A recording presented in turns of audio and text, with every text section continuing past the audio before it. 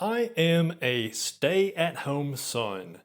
So there's this new term that's been trending lately, stay-at-home son, and it's pretty much just another way of saying neat, not in education, employment, or training.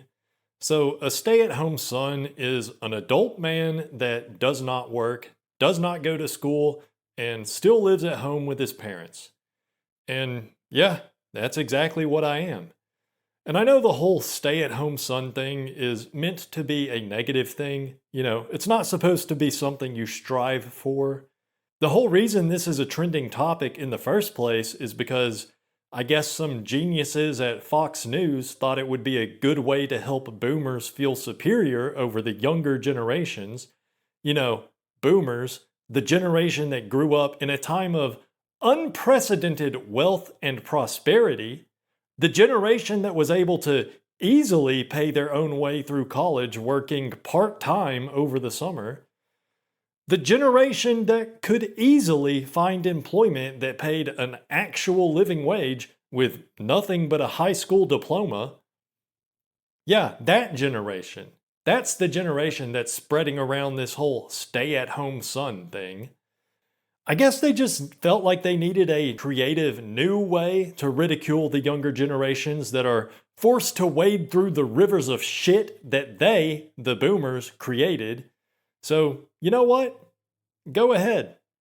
Go ahead and ridicule me for being a stay at home son while you relax in your $500,000 home that you paid $80,000 for back in 1990. You got a nice house, a nice car, maybe even a vacation home, and you know what? You earned it. You worked hard to get what you got. And I understand why you have trouble wrapping your head around the whole stay at home son lifestyle, because after all, it's not like it was hard for you to get everything you got. All you had to do was work hard, apply yourself, and everything all worked out for you.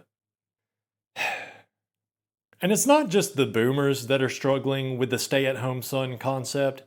It's also all the beneficiaries of nepotism, all the pretty young ladies that went to college, worked internships every summer, then got hired into an entry level position at some large corporation.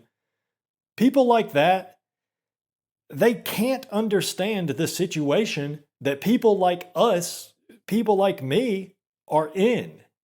The stay at home son position. They truly can't understand it. But I am a stay at home son, and I'm not ashamed of it. I don't want to be in this position. I would love to have a decent job, and I want to be able to afford a home. And obviously, yes, I would love to have a girlfriend, or a wife, and a family. And you can look down on me all you want, because at this point I am far past the point of even caring what anybody thinks about it. I've come to terms with the fact that boomers and women literally just cannot comprehend what life is like for people like me. See, because I am a man and I am unattractive.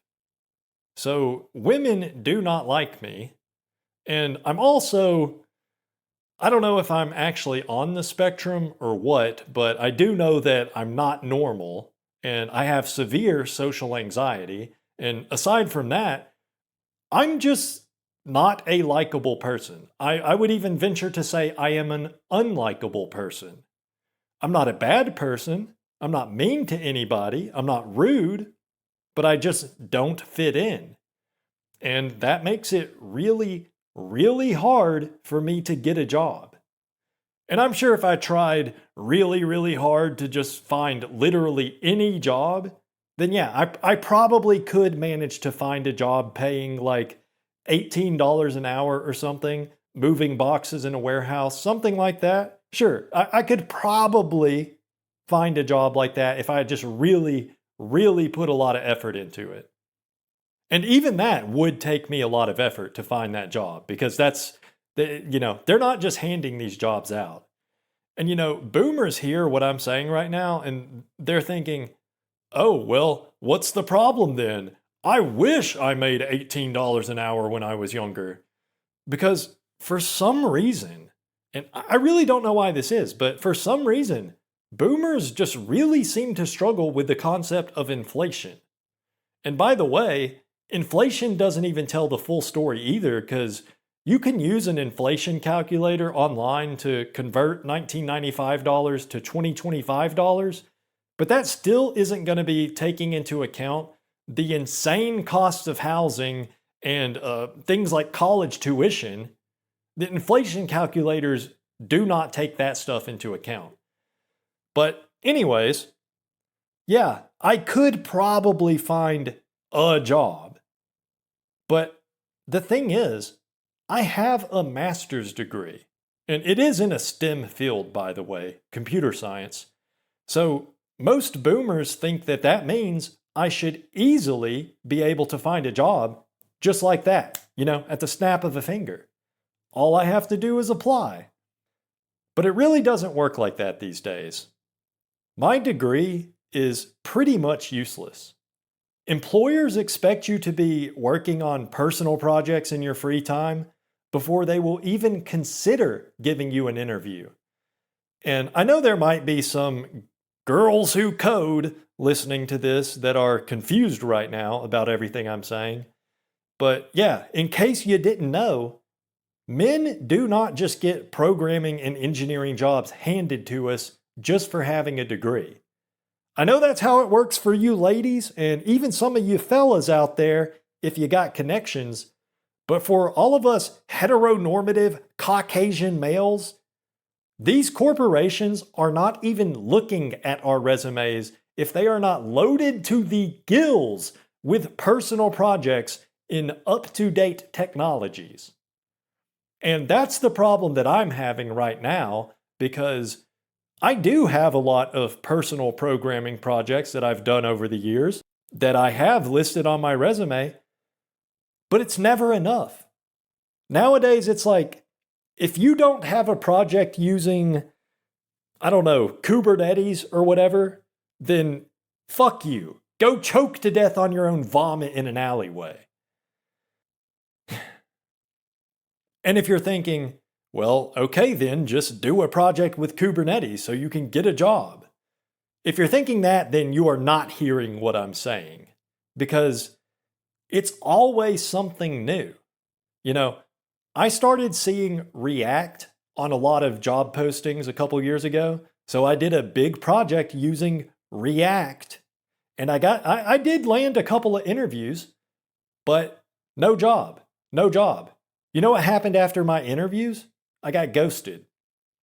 And now, nobody even gives a fuck about React, and the cycle never stops. It's always a new technology that you have to learn, and you have to have some sort of personal project on your resume, and it has to be available in a public GitHub repository for employers to look at so they can evaluate it. And it's like, I have a master's degree in computer science from one of the top-ranked universities in the United States. You should be able to look at that and just assume that I have the ability to learn any kind of programming language or any kind of computer-related tasks at all. Like, what is the degree even for at this point? Because the problem is, nobody is willing to train employees. If you don't already know how to do the job, then you have no chance. Nobody is going to hire you. I did try for a while. I tried to find a job. And by the way, I did used to have a job as an engineer, but I quit that job thinking, naively thinking, I guess, that it wouldn't be too much trouble for me to switch careers if I got a master's degree in computer science. But we all see how that turned out. Now I am a stay-at-home son, and it's not what I want. Like, obviously, I would rather be living on my own, making my own money, but I don't know what these boomers and out-of-touch girl bosses expect. I mean, let's say I get a job that's paying $20 an hour. Or you know what? Let's be generous and say I get a job paying $25 an hour. That's about $50,000 a year. Yeah, I could live off that, and I could probably even save a little bit for retirement. But the prospects of ever actually owning a home on that salary, it's not very likely. But let's say I do manage to find a home I could afford on my $50,000 a year salary, because it is possible, I guess. It would be a rundown trap house, but it is possible if I'm lucky. Well, my mortgage would probably be like 70% of my take home pay at a minimum, probably more than that. And then I'd also need to have a car to get to work. So that's at least $5,000 right there. Probably more like $10,000 if we're being realistic, because let's face it, $5,000 isn't getting you a functional vehicle in most cases, unless you just get really lucky, or maybe if you have the luxury of really taking your time to browse used car listings for hours every day for weeks or months. And then grocery prices are outrageous these days. And I know how to eat for cheap. I know about rice and beans and lentils and sardines and pasta and bulk chicken thighs. Okay, I know how to minimize my grocery bill. But there's only so much you can do. So, what do I even get with my $25 an hour job? Not much. It's really not much. And it's not even enough to justify moving out of my mom's house. And it's sure as hell not enough for me to support a family on. And you know what that means. No women for me. And I'm not greedy, by the way. I'm not greedy at all. I only want one woman. And not any particular one woman. I just want a woman. I don't need to be playing the field and dating around. I don't need that and I don't want that. But a $25 an hour job, it's not going to help me attract even any woman. Especially not while I'm still living at my mom's house. Which again, it would be stupid for me to move out unless I was making at least like $30 an hour. And I don't know if you know this or not, but most women are not willing to date down. So a measly $25 an hour is not going to help with women at all. Because $25 an hour would have me squarely in the dating down category for most women. Because most women these days, they aren't struggling as bad to find a job as most men are. That's why the whole stay-at-home son thing, that's why the term is stay-at-home son. Nobody's talking about stay-at-home daughter, because that's not a thing. And the thing about it, I keep talking about $25 an hour, but even that really doesn't seem achievable to me at this point. Realistically, it's hard for me to imagine ever earning more than $20 an hour. And I feel like even that, it's possible, but unlikely. I think it's unlikely. It would take a lot of effort for me to find that job. So even if I could find a job to hire me, which seems unlikely, I would still have to stay living at my mom's house. Or I might as well keep living at my mom's house because I wouldn't really have enough to move out. So just think about it. Why would I work? Why should I try to find employment? Because my options are either toil away 40 hours a week just to come home to my mom's house and waste away all my free time coping with video games and movies and YouTube videos, versus do the same thing but without the soul-crushing job. Seriously, why would I get a job? I know boomers can't understand this because back in their day, which was actually an economic golden age, by the way, best economy the world has ever seen, back in their day, getting a job was pretty easy. And it also gave them the ability to afford everything they needed to lead a fulfilling life. They could get married, start a family, own a home, all of that good stuff. But that's not the deal these days. That's not the offer we have. The best offer we can get these days is a meaningless job full of meaningless, tedious tasks that pays us not even almost enough to afford any of the things that we actually need to enjoy our lives. Unless you're good looking, of course. Because if you are an attractive man, then you can easily find a woman to bear your children, even if you live in a cardboard box in the woods off the side of the highway. But guys like me, and I'm not that ugly, by the way, in the grand scheme of things. I know there's a lot of guys out there that have it a lot worse, but it's just, for a guy like me, being a stay-at-home son it's really a no-brainer. It really is. And I know if you're not in a similar situation, then this probably all sounds like I'm just making excuses. Some 20-something-year-old girl boss might be listening to this and she'll just deny every point I'm making because the vast majority of people simply cannot understand what it is like if they are not living it. Because certain types of people really are living in an alternate reality. It takes a rare type of mentality to be able to actually comprehend what it is like to live life as another person. And it's not even an IQ thing. It has nothing to do with intelligence. It's just a matter of critical thinking. And I've talked about this a bit in some of my other videos, but critical thinking is not something that can be learned.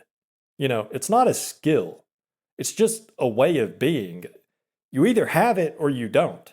If you think about things critically, then you just do. And you can't not do it. And if you don't think about things critically, then you just don't. Period. End of story. You can't learn how to do it. So, I really am preaching to the choir here, but man, it's just so frustrating seeing things like this stay-at-home son thing. There's always a new thing, a new neat little phrase like this popping up for normies to latch onto so they have a new way to mock us unattractive, left-behind men. They're always trying to mock us, humiliate us, belittle us, Yeah, I am a stay-at-home son. I'm 36 years old, and I still live at my mom's house.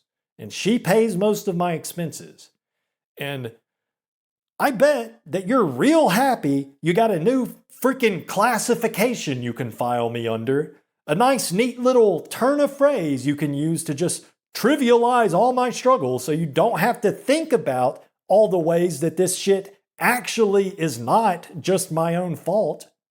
Because, I'm sure it is a whole lot easier on your conscience for you to believe that all my struggles are just things that I've brought upon myself. I'm not ashamed of my way of life, being a stay-at-home son. I'm not ashamed of it. And also, I will say, I don't think I'm completely helpless in this. I can recognize that I have made some bad decisions in my life that have contributed to my current situation. But if you think that being a stay-at-home son is something that was easily preventable, if you think I'm just being lazy, then you really are out of touch. Because I have tried. I've tried the working my ass off route. I've tried that for damn near 30 years, and not once did I ever, in all that time, have a woman show interest in me. And if I don't get a woman to love me, then I'm not working. Call me an incel all you want. I don't care. No woman, no work. Okay? That's like the bare minimum of what I need if I'm going to agree to be a productive member of society at this point. And no, just to be clear, I'm not saying that just working a job means that you deserve a woman's love. But I am saying that it's not worth it if it won't even help me attract a woman. So I'm not doing it. And it's funny because the only times in my life that I ever did have members of the opposite sex show any interest in me, it was always times when I wasn't putting in any effort. Like when I was a teenager, and then recently, I guess, there was the whole thing with this single mother. If you follow my channel, then you already know all about this. And if you don't, then yeah, there was a woman that I might have been able to have some sort of relationship with if I wasn't mentally impaired, but either way, whatever, hard work wasn't the thing that put her in my life. Okay, so that had nothing to do with it. That whole thing was really just a set of bizarre circumstances. But not that that matters anyways. That's all beside the point. So, yeah, I am what they call a stay-at-home son. And I probably always will be until my parents pass away. And then I'll just be a regular stay-at-home deadbeat all on my own. And if you think there's something wrong with being a stay-at-home son, then all I can say is you must be severely lacking in empathy if you think that. Because look, I'm a stay-at-home son, and there are thousands, tens of thousands, probably hundreds of thousands of us just in the USA alone. Okay? So when you've got numbers that large, that many people all in the same situation, you got to think it's probably a bit of a systemic issue, right? Surely, if you just think about this logically, surely it's not all our faults. It's not our own faults. This is a systemic issue. So I encourage you, if you think the whole stay-at-home son meme is just a funny little thing to laugh at, I encourage you to really think about it. Try to have some empathy. Because in a lot of cases, it's not our fault. And it's not like we want to be living like this. It's just the best offer we have. It's the best offer that society has made for us. So what do you expect? Really, what do you expect?